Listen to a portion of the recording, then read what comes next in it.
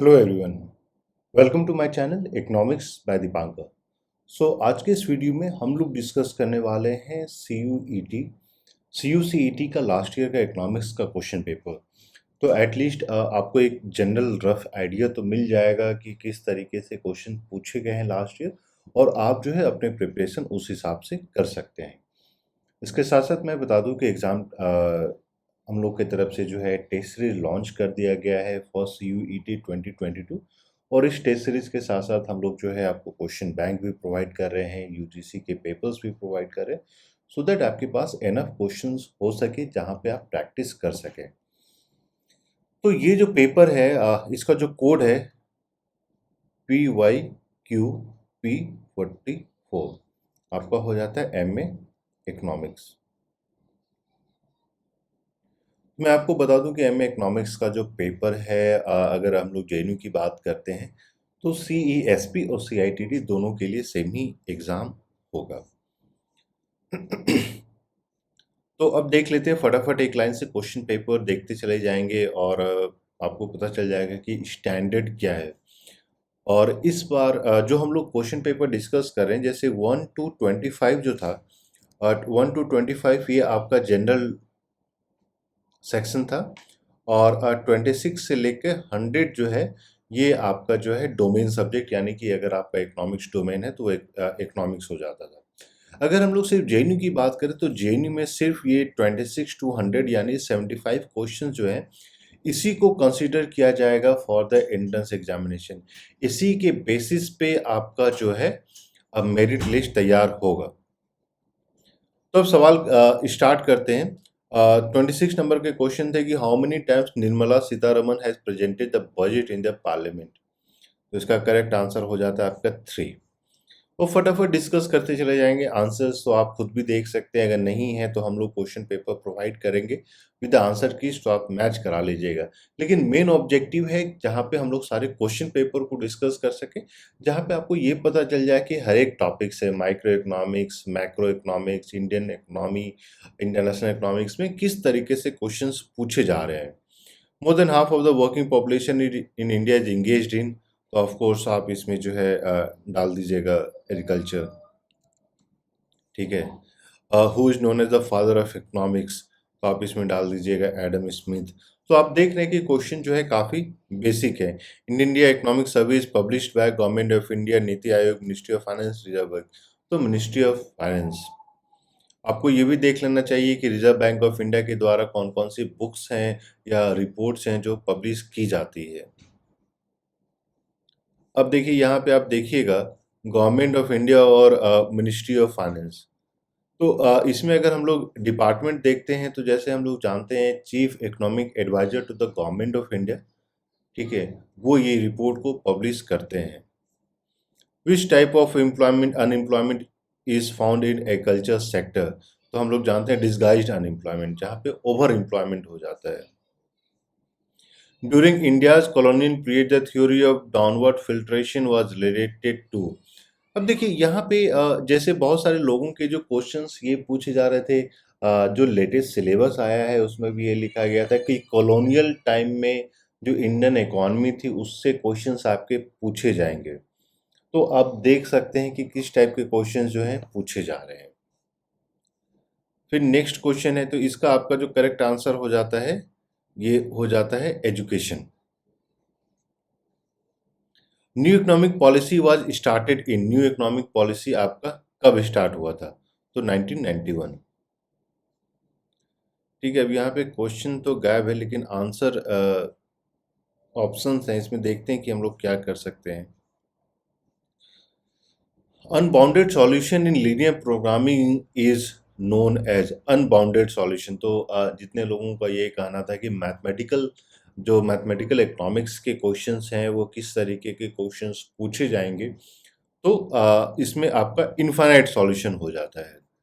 तो एक चीज है कि जब भी हम प्रिपरेशन कर रहे हैं तो हमको properties based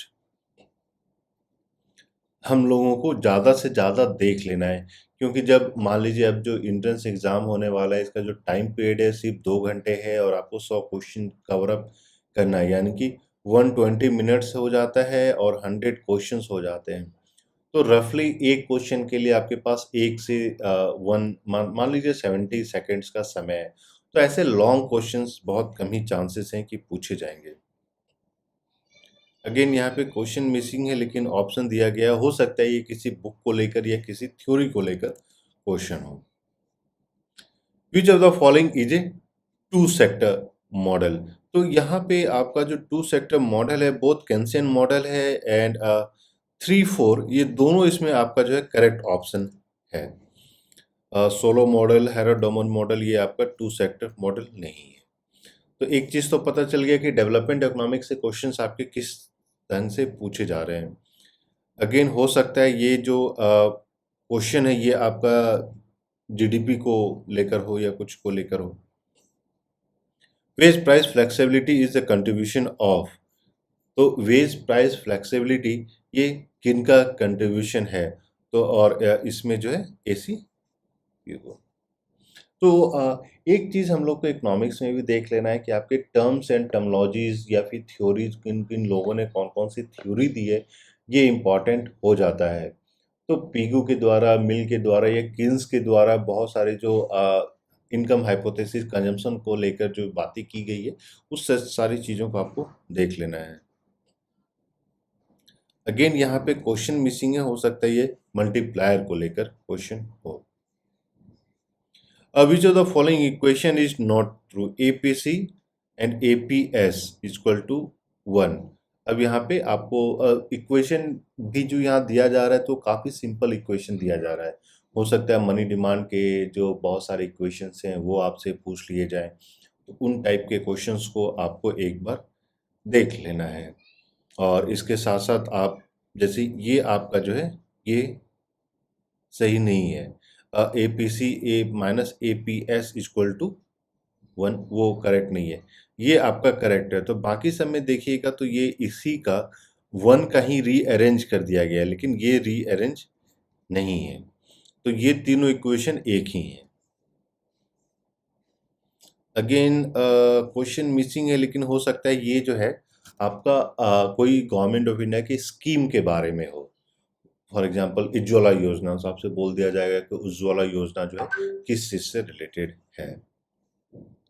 IS curve represent combination of income and interest, combination of price and output, combination of interest and investment, combination of income and output। तो ये काफी क्वेश्चन जो है सिंपल है, इसमें आपको कोई भी ज्यादा परेशानी नहीं होनी चाहिए। प्लस एक चीज और हम लोग को ध्यान देना है कि अगर जब भी हम लोग मैक्रो इकोनॉमिक्स की बात कर रहे हैं या फिर माइक्रो इकोनॉमिक्स की बात कर रहे हैं तो दोनों जगह ही property based, for example IS curve है या एलएम कर्व है तो किस तरीके से रिएक्ट करता है। फॉर एग्जांपल या मॉनेटरी एक्सपेंशन होता है या फिजिकल एक्सपेंशन होता है, आप जो इंटरेस्ट रेट को इंक्रीज करते हैं डिक्रीज करते हैं तो वो किस तरीके से आपका आईएस कर्व चेंज करेगा। मॉनेटरी मनी सप्लाई को आप चेंज करते हो तो किस तरीके से एलएम कर्व आपका चेंज करेगा, इन सबको देख लेना है। प्लस ये भी देख लेना है कि बेस्ड ऑन आईएस कर्व आपका किस टाइप का है। अगर ज़्यादा फ्लैट है तो किस तरीके से वो रिएक्ट करेगा, अगर ज़्यादा वो वर्टिकल है तो किस तरीके से रिएक्ट करेगा। तो ये सब कुछ कुछ प्रॉपर्टी बेस्ड है। आप चाहें तो फ्रॉइन के बुक में ये सारा कुछ अच्छे से एक्सप्लेन किया गया है, वो आप देख सकते हैं। दूसरा आपको ये भी ध्यान देना है कि IS curve and aggregate demand curve both are two different things. दोनों को कंफ्यूज नहीं करना है क्योंकि बहुत सारे लोगों के जब क्वेश्चंस आ रहे थे, जब डिस्कशंस हम लोग कर रहे थे तो उन लोगों को ये कंफ्यूजन हो जाती थी कि IS curve and AD curve, तो दोनों अलग अलग डिमांड ये है। आपका आईएस एंड एलएम कर्व मिलकर एडी कर्व बनाता है, तो इस चीज़ को ध्यान देना है।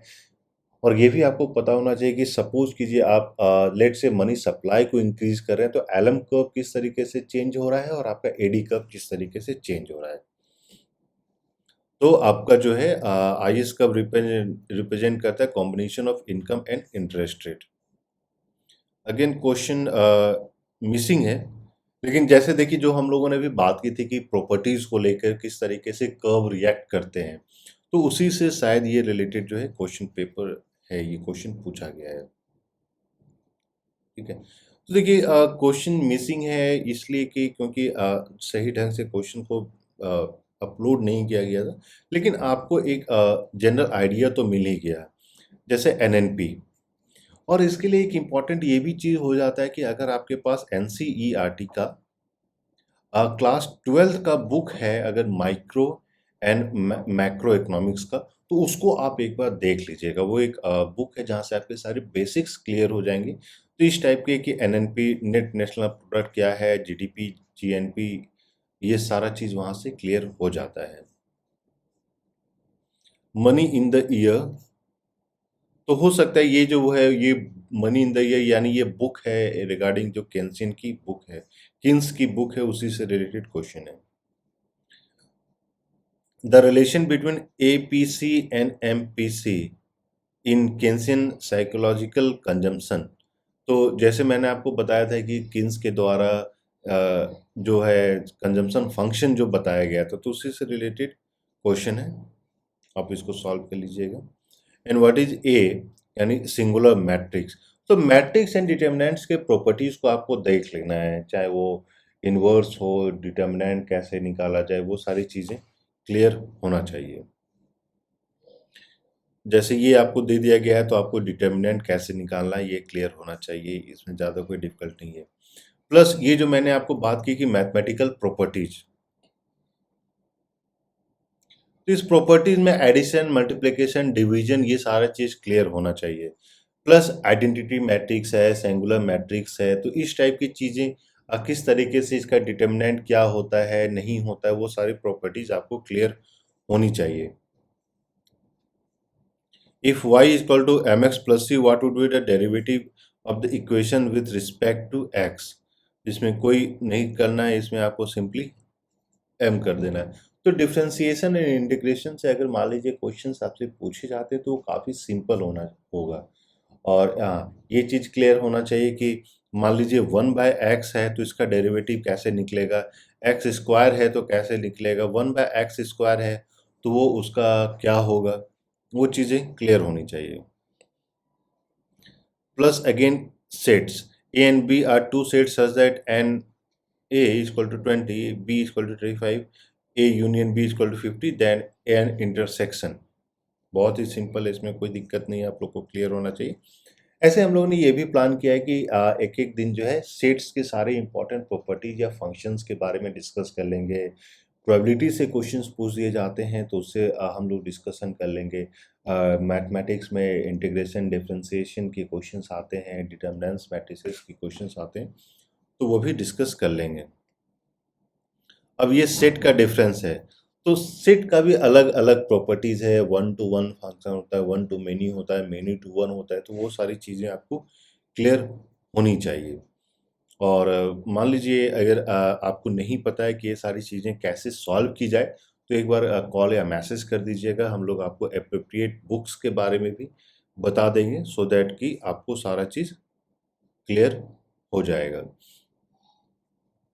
और इसमें जैसे आप देखते हैं तो इसमें आपका जो करेक्ट आंसर क्या हो जाएगा, उससे आपको कैलकुलेट कर लेना है।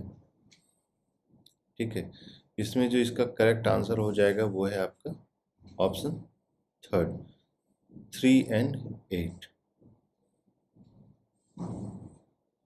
ठीक है,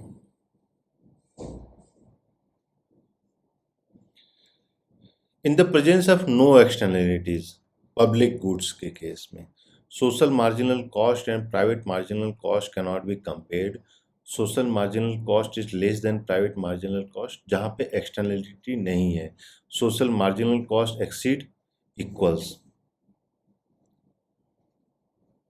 तो काफ़ी सिंपल क्वेश्चन था, एक्सटर्नलिटीज या पब्लिक गुड्स को लेकर जो क्वेश्चंस पूछे गए हैं, तो आप आसानी से बोल दीजिएगा कि ये आपका एग्जिस्ट करेगा। हाँ, जब अगर पॉजिटिव एक्सटर्नलिटी होता है उस केस में हम बोलेंगे कि सोशल मार्जिनल कॉस्ट आपका कम हो जाता है with respect to private marginal cost. अब ये जैसे आपका इंटीग्रेशन हो गया, और इंटीग्रेशन में आपका दे दिया गया लिमिट, दे दिया गया है 1 से लेके 2 तक।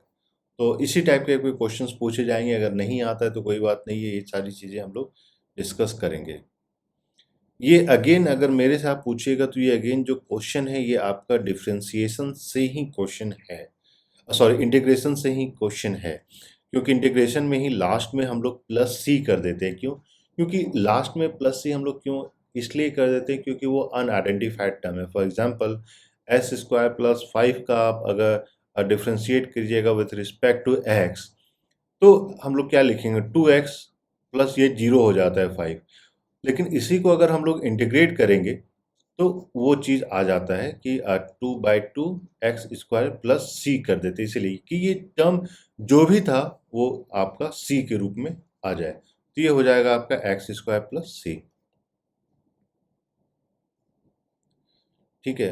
Find the derivative of, again अगर आपका ये derivative at x equal to 2, यानी आप क्या कीजिएगा इसको, और 15x square plus 24x plus 10, अब सब जगह 2 का वैल्यू डाल देना, यानी 2 4 ये आपका 60 हो गया प्लस 24 है इंटू 2 48 हो गया प्लस 10, तो 118। तो ये इस टाइप के सिंपल क्वेश्चंस पूछे जाएंगे, ज़्यादा डिफिकल्ट नहीं पूछा जा रहा है। अगेन ये किसी प्रॉपर्टीज को लेकर है तो उसको कोई ज़्यादा डिफिकल्ट नहीं है। Which of the following belongs to the consumption sector, household, firm, government, foreign, तो आप आसानी से हाउस होल्ड पे टिक लगा दीजिएगा। क्वेश्चन मिसिंग है लेकिन ठीक है, चलिए इस टाइप के चीज़ों को हम लोग भी डिस्कस कर लेंगे। In general इक्विलियम the value of good exceed value of excess demand must be zero. Valuation equilibrium is always unique. The first theory of welfare economics implies a tax will always improve social welfare. तो general equilibrium में आपका क्या हो जाता है, इसे से लेकर जो है क्वेश्चन पूछा गया है।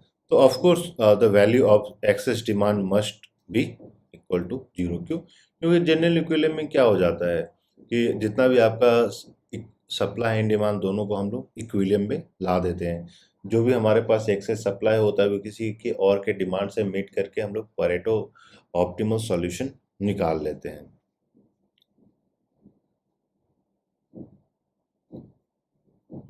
अगेन यहाँ पे क्वेश्चन मिसिंग है, लेकिन ये सब माइक्रो इकोनॉमिक्स के पार्ट है और चलिए ठीक है। परफेक्ट कंपटीशन में A R equal to M R, A R is greater, तो जैसा मैंने बोला डिफिकल्ट क्वेश्चन नहीं है। अब हो सकता है वहाँ पे अगर मान लीजिए ए आर का था तो ये क्वेश्चन शायद मोनोपोली से लेकर हो। लॉ ऑफ वेरियल proportion is a short period, long period, one factor of production is variable, all factor of production are variable. Again question missing है, the trade off between employment and, हाँ, तो हो सकता है कि ये जो है आपका फिलिप्स कर्व का क्वेश्चन हो।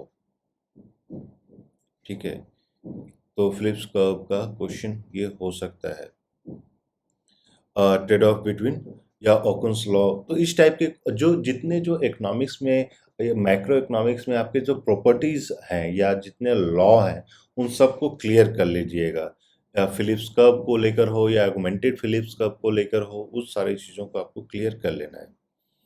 ठीक है। A differentiated product has, differentiated product क्या हो जाता है कि प्रोडक्ट सारे सेम ही है। फॉर एग्जांपल मोबाइल ही है, सेलफोन्स ही हैं, लेकिन अलग अलग ब्रांड के हो जाते हैं, तो वो आपके डिफ्रेंशिएटेड प्रोडक्ट्स हो जाते हैं। ठीक है। Perfect competition is characterized by all of the following except well-informed buyers and sellers with respect to price, large numbers of buyers and sellers, no restriction, conservative advertising by individual firms. Again इसमें आपको यही बताना है कि इसमें से कौन सा आपका प्रॉपर्टी जो है वो मेट नहीं करता है। तो परफेक्ट कंपटीशन में सारे क्योंकि सब्स्टिट्यूट्स होते हैं तो उसमें एडवर्टीजमेंट नहीं किए जाते हैं। एडवर्टीजमेंट कहाँ होता है? डिफरेंशिएटेड प्रोडक्ट्स में बहुत ज़्यादा हाईएस्ट अगर एडवर्टीजमेंट होती है तो वो डिफरेंशिएटेड प्रोडक्ट्स में ही होती है।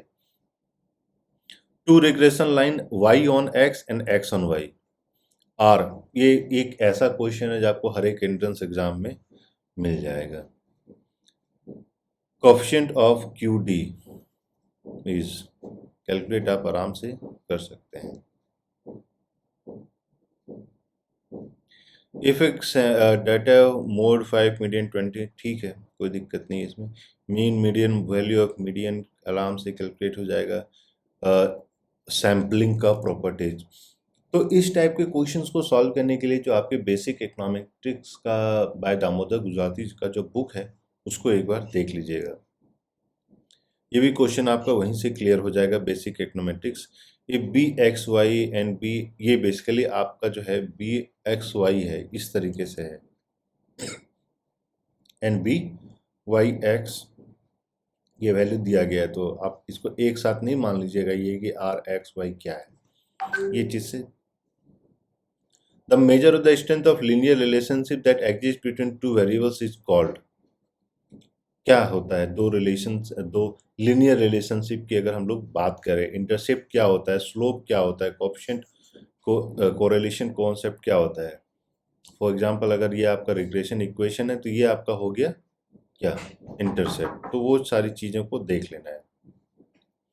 Best measure of dispersion ball, ये आपका प्रोबेबिलिटी हो गया, काफ़ी डिफिकल्ट नहीं है। A member of population is known as element. HO model international trade is basically mostly on the difference in factor endowment, इसीलिए कभी कभी HO मॉडल को फैक्टर एंडाउमेंट थ्योरम भी बोला जाता है, HO थ्योरम को। One of the implications of the new trade theory, can government policy to promote goods import but not both benefit from the variety of goods that ये Adam Smith economic theory focuses on balancing import and that country grow from. Ricardo explained the law of comparative advantage on the basis of opportunity cost economy, the labor theory of value. So, the theory of comparative advantage in international trade is based on the concept of Ricardo's constant curve. या फिर इसमें इसमें आपको जैसे theory of competitive advantage and absolute advantage, दोनों different चीज़ें, उसको एक बार देख लीजिएगा। Constant return to scale decreasing factor intensive और रिवर्सल फैक्टर इंटेंसिव, तो कांस्टेंट रिटर्न्स टू स्केल तो आपका होता ही होता है। Intra industry trade IIT based on nation who follow the nation trading with labor trade among various firms in a single industry in a or two-way international trade in similar products. Absolute advantage theory. What is the full form of NITI Aayog? तो आप देख सकते हैं question का standard क्या है। Indian economy, mixed free economy, Gandhian socialist, ठीक है, sex ratio.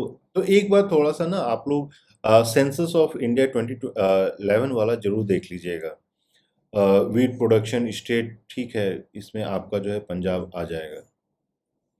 Known for the highest success of green revolution in India, again इसमें भी आपका पंजाब आ जाएगा।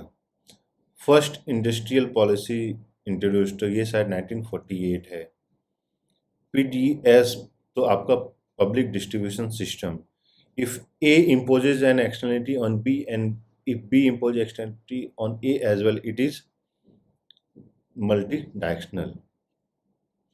In proportional tax system, the rate of tax remains constant. A pure public good is, क्या हो जाएगा, ये आपका प्योर पब्लिक गुड का प्रॉपर्टी क्या क्या है, ठीक है।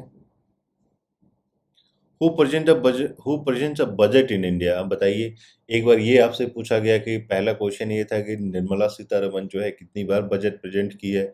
अब ये पूछा जा रहा है कि कौन प्रेजेंट करता है।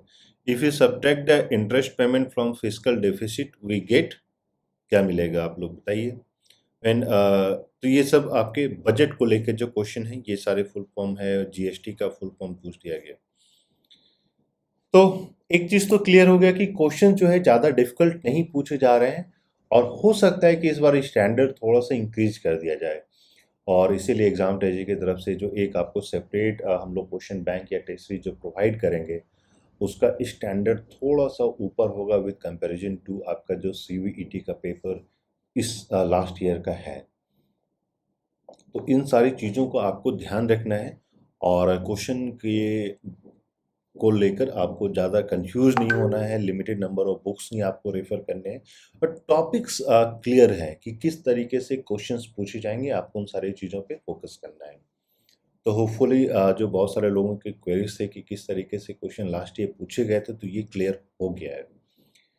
तो अगर मान लीजिए वीडियो पसंद आया तो प्लीज़ लाइक कर लें, और चैनल को भी सब्सक्राइब कर लें अगर अभी तक आपने सब्सक्राइब नहीं किया है, और इसके अलावा अगर आपको टेस्ट सीरीज चाहिए, क्वेश्चन बैंक, प्रीवियस पेपर्स चाहिए, तो आप लोग कॉल या मैसेज कीजिए ऑन द नंबर। हम लोग का नंबर है 8448878849 और आपको सारे डिटेल्स दिया जाएगा। So thank you and we wish you all the best.